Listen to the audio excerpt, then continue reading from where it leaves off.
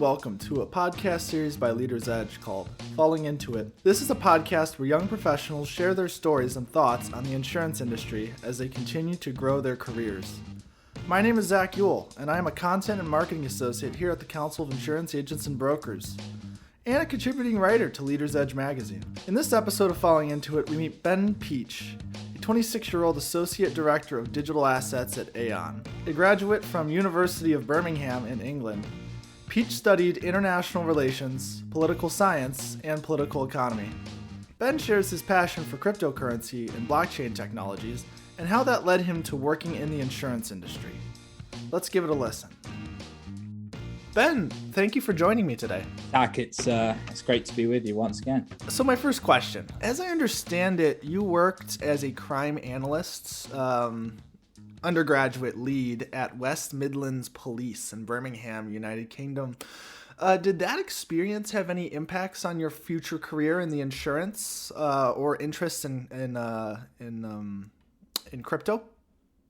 Well, funnily, I guess not so much to begin with, in all honesty. So whilst you're at your third year at British universities, as part of like 20 credits out of 120 credits throughout the year, you can actually opt in to do work experience or professional placement whilst you're still at college. So because I was studying economics, politics, public affairs, I was kind of more driven down to the public administrations, working in the government or on some sort of public sector force. And at the time, they had a very interesting project called Sport England, which was an initiative to encourage children and the youth of Birmingham to, get round and start playing sports at after-school clubs, getting engaged in physical activity, and even have existing police officers helping them out with with bonding with other kids, and also for the kids to get to know the community officers that were policing their neighborhoods. So really it was an analysis of how successful that project has been in reducing knife crime, in reducing violent crime across the county, and should there be more money spent into this scheme, and has it been a success across the schools and the after school clubs and what have you. So really it was an examination of social policy from a local government level, which I was kind of already interested in these kind of things anyway during my degree. So it was a great initial it was the first encounter I had on how to analyze data, how to analyze trends, and gaining data sources from different levels. So it was a great experience for me, but not really had I discovered crypto at this specific point. It was a couple of months later when I managed to go to the US. Did your university, did it talk at all about any of the opportunities when it comes to working in the insurance industry, or kind of was it not really brought up at all?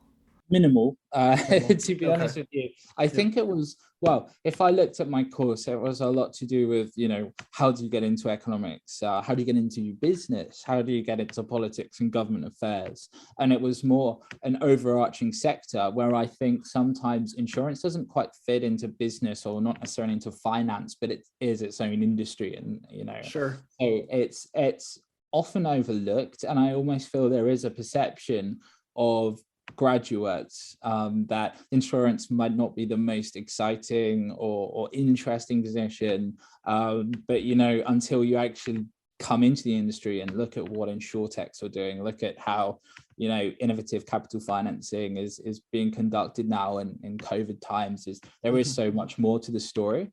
But I almost feel like everyone just refers to their classic motor insurance or their pet insurance, and it's almost just a nag or a hassle or a regulatory requirement for them to be purchasing or investigating insurance coverages. So I think there almost needs to be a distinction between different lines of insurance and also the kind of the new exciting stuff that insurtechs are looking at. So none of that was really conveyed to us at uni, nor was opportunities within the digital asset cryptocurrency industry. I mean, I graduated in 2016 where working in crypto was still relatively niche. even when I joined the industry in 2017, it was pretty unheard of and seen by my parents as very risky. So yeah, it sure is interesting how only now actually my university reached out to me to do a fintech careers fair looking at digital assets as a career choice, looking at working with crypto.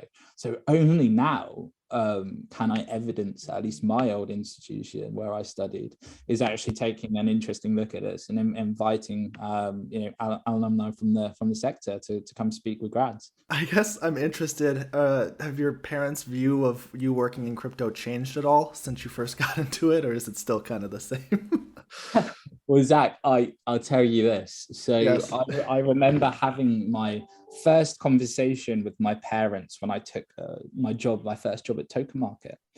And you probably, this might sound quite crazy, but my contract was derived in Ethereum. So Okay. so there was a nominal dollar amount on my contract. But obviously with the ever-changing fluctuating market price of Ethereum, it's like you can really see the upside having like a 3x on your salary. But you can also see like the downside, especially through 2018 when we had like the severe bull market. It could be pretty mean as well. And there was actually a moment in time when I was traveling Eastern Europe where I didn't really have a great internet connection. And all my assets were basically being stored in Kraken at the time. I needed to pay for some Airbnb accommodation, but because I didn't have internet, I couldn't actually execute a trade order to get in some fiat. So that's just an example of my earlier years as to how difficult it was sometimes just basically carrying Ethereum in your bank account instead of other fiat currencies.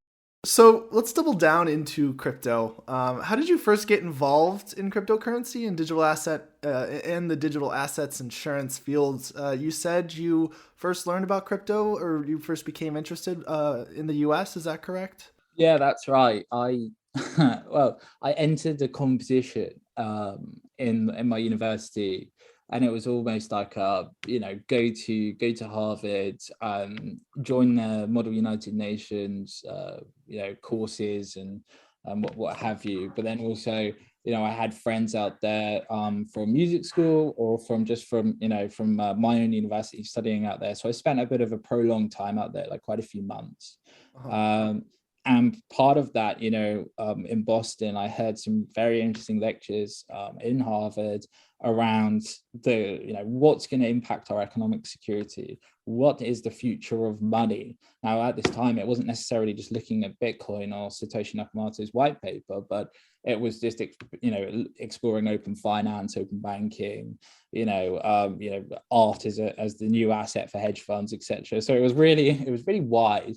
But what really stuck with me and what was interesting is when we did focus on Bitcoin and the idea of you actually holding your own assets and being in charge of your own money, and there's no government or regulator that at any time could take that away from you. You hold your own Bitcoin. That is your own digital data in your digital vault. And even if the banks collapsed in England, I'd still be able to physically access and trade and send my Bitcoin as and where I want. And, there's nothing really anyone can do about it. And I thought that just that notion and, of how Bitcoin has completely shaped how we view money from an IOU note to actually holding something. You are the bearer of this asset. I think that's super interesting. So that's what kind of got me down the wormhole.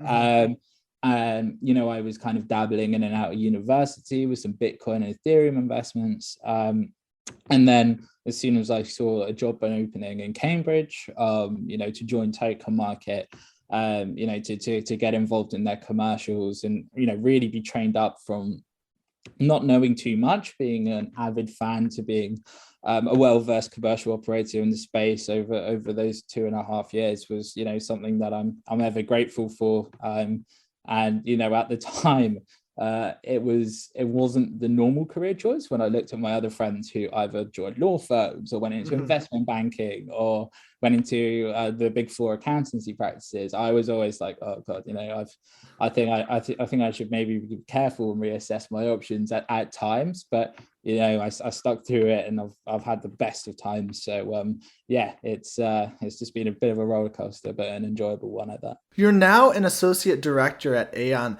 How have you been able to rise to that high-ranking position at your company while also still being in the first half of your professional career?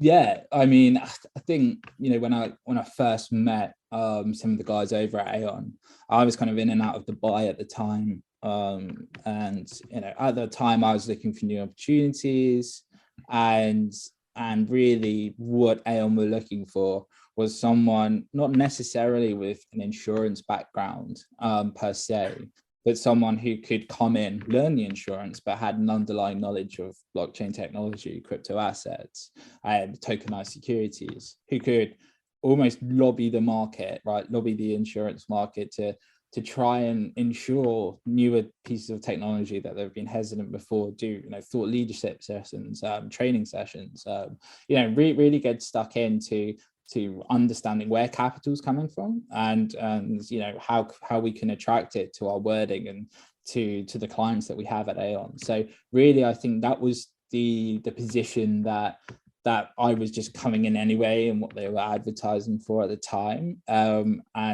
when I joined Aon, quickly dived into insurance law or compliance, just the wording of policies. What's an insurable loss? What's an insurable event? And really went through the whole dynamics of creating a policy form. And then the great thing is I mostly work with US companies, some Canadian, European, Asian. So I've got a real mix of, what are the regulatory requirements that we need to adhere to? What are the local laws around crypto and what we can and can't insure?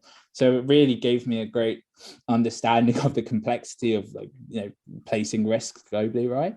So I mean, I did come into it blind, to be honest. I had no idea what to expect, but the training is very good, and my mentor, who's kind of guided me through the broking process, Peter Greaves, has been great, and he's really helped me to get comfy with the product. So I think really where my value add is, from the PLC's perspective, is just the underlying knowledge, and now the insurance knowledge I've accrued, and how we can merge those two together to develop market leading strategies for our clients, right? And I think it's always harder to learn crypto, to learn DLT, and go down that rabbit hole than to pick up the insurance that you need.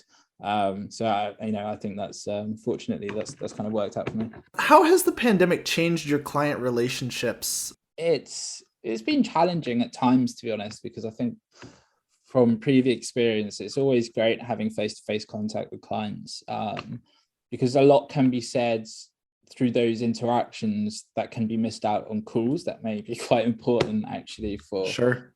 for business decisions moving forward. It's also made me a little bit more flexible, as in, because I'm servicing Singapore to San Francisco and being right in the middle of the two of them, it's made me, be able to have a few hours off in the morning, a few hours off in the afternoon, but potentially seeing quite late finishes. So but then again, that's always a skill. How are you balancing your time in your day? Who are you seeing in person, and try not to clog up your calendar too much and give yourself time to breathe. So in that respect, that's a whole new skill that I've had to learn. But I mean, overall, I think, our client relations are really good, but I can't wait for them to get better when we can start meeting them at conferences and, traveling abroad to meet them on client sites for longer periods of time. And I think, London's literally just opened up at the moment as we're speaking now, where all restrictions have pretty much been removed now. So, we're starting to see clients from all across the world booking trips to London to come and meet us at Lloyd's or, at Aon, for that face-to-face interaction, which is brilliant. So, it's been challenging at times, but I think we're just coming out the other side of it now, which is great. So there are so many new, exciting, and confusing terms that have been making headway in the blockchain crypto worlds. NFTs, DeFi, which stands for decentralized finance, and Web3, to name a few. What excites you the most and why? NFTs, DeFi, DAOs, cryptocurrencies, they all merge into one thing really when you're looking at the truest decentralized application of all of those different types of asset classes. Is you're looking at web3 integration, right? So when we look at what is web3, we've got web1, which is essentially back in the day when they managed to host a single HTML file on a web browser, just showing data, just showing information on your computer screen. That's all that you could see when you interacted and clicked on a web page. Then you had Web 2, which the likes of Amazon have done really well out of, Facebook have done really well out of, when you are essentially hosting media. There's interactions, there's messaging, there are actions that you can facilitate, financial banking, for example, getting a loan out on your mortgage. So there's so many different ways that you can use the internet now, and through also through like video calls, right? So that essentially is web 2. Now the difference that web 3 and we are currently in web 2 technically, is that correct? Yeah, yes, we are. I mean, when we're looking at like the full deployment, yeah, we still use Google, we still use Facebook, we still use Amazon. If I'm a company and I am wanting to advertise online, I'm still going to use Google, I'm still going to use Facebook, and Facebook is still going to get ad revenue from me by advertising on a web page, right?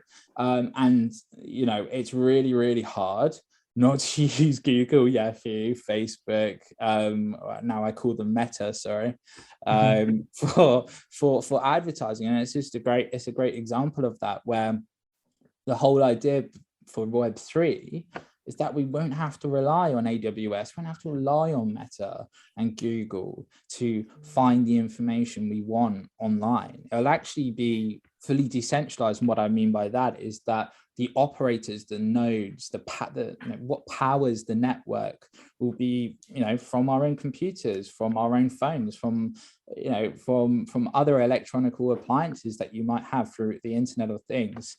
And it's the idea that, if an Amazon server farm set on fire, that it wouldn't wipe out 3/4 of the world's internet in a few minutes. So it's the idea that when we are searching for what we're going to buy Dad for Christmas, it means we're not going to be consistently targeted on other different social medias or through other web pages as to what our purchase history is.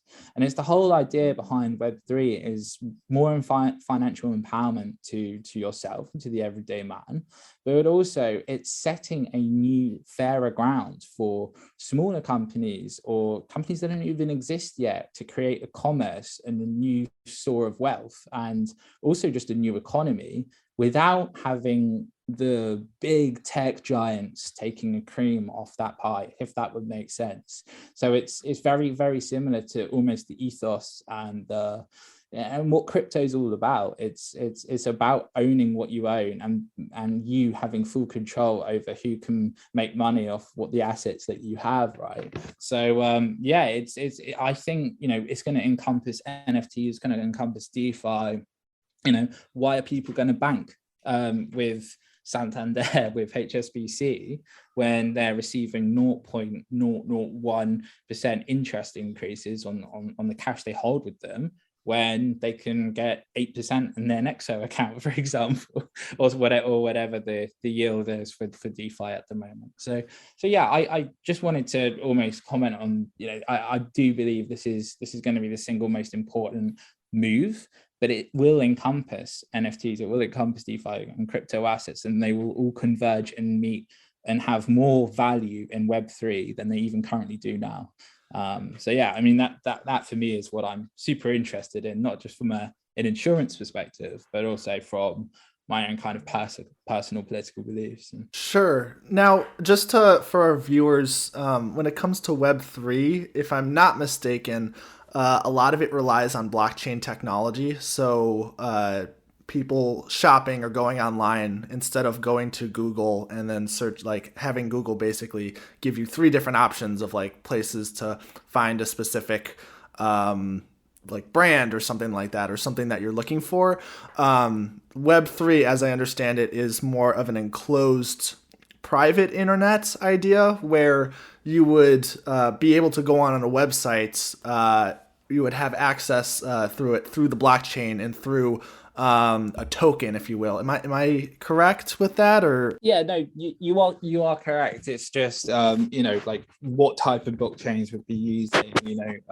There's a lot of technology out there like Polygon, like Binance Smart Chain, in the DeFi space that are making different blockchains communicate with each other, and processing data through different blockchains is now useful. But yeah, essentially, you're looking at tokens being the main form of cash, or like how you will pay for a service.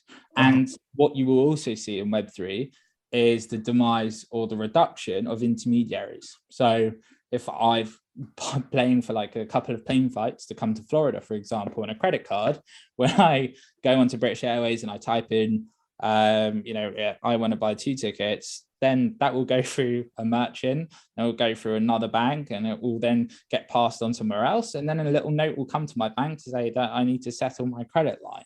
And it goes through so many different intermediaries who will take a little bit off that, a bit of leverage on that credit position.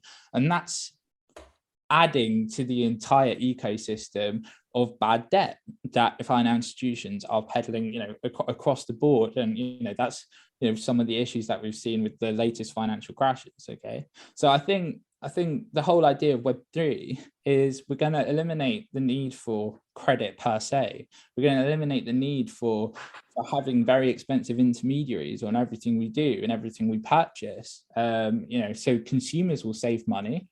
And also the vendors and also the merchants will inevitably save money too, and it will just be really bringing it to a proper consumer, bringing there to a consumer market, rather than what we have now.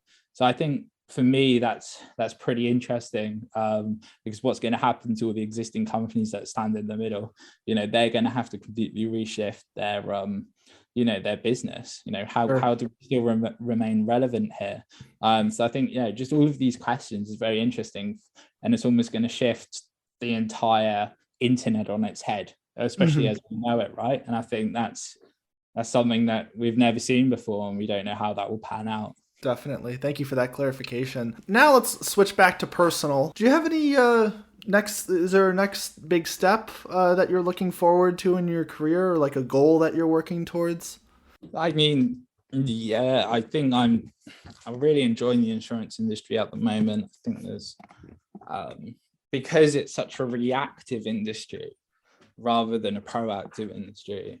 There's a lot of scope for innovation, a lot of scope for building out new products, and especially because I'm a crypto person myself, I really want to push forward the narrative of insurance companies getting more familiar and comfortable with putting up risk capital to insure these type of companies, maybe even adopting crypto on their own balance sheet and having some actual risk exposure, to digital assets, understanding them a bit better.